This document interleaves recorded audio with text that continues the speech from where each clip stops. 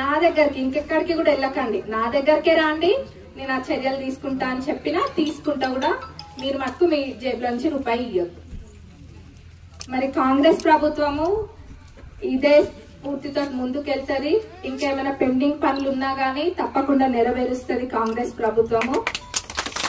ఇప్పుడే కాదు, ఏ సమస్య ఉన్నా గానీ నేను మొదటి నుంచి చెప్తున్నా, ప్రచారం రోజు నుంచి చెప్తున్నా, ఏ సమస్య ఉన్నా గానీ నేరుగా మా దగ్గర రాండి. మీ బాధలు తీరవడానికే మేము ఉన్నాము, ప్రజాసేవ కోసమే ఇక్కడికి వచ్చినాము. మరి అందరు కూడా దయచేసి అప్లై చేసుకోండి. పెన్షన్ కూడా రకరకాలుగా ఉంది, అది డయాలసిస్ పేషెంట్స్ కు ఉంది, ఇంకా చాలా మందికి ఉంది. అవన్నీ కూడా మీకు అర్థం కాకపోతే అధికారులను అడగండి.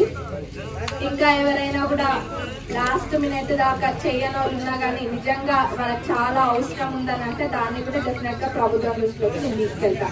కానీ మీరందరూ కూడా టైం ప్రకారం చేయండి దాన్ని.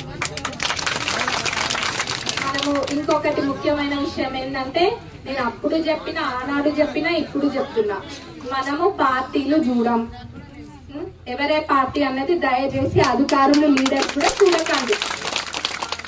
మనకే పార్టీ అన్నది ముఖ్యం కాదు, వాళ్ళ కుటుంబానికే కానివ్వండి, అప్లై చేసిన వ్యక్తికే కానివ్వండి, అవసరం ఏ తిరుగుంది అన్నది మనకి ఇంపార్టెంట్. అంతేగాని వాళ్ళ ఆ పార్టీ వాళ్ళని ఇంకొకరు ఇంకో పార్టీ వాళ్ళని మనం భేదం చూపిస్తే మటుకు మనము చూపియద్దు. అది అట్లా ఎవరైనా చేసినా గానీ అది కూడా నా దృష్టికి తీసుకురావాల్సిన బాధ్యత ఇక్కడున్న అందరి మీద ఉంది.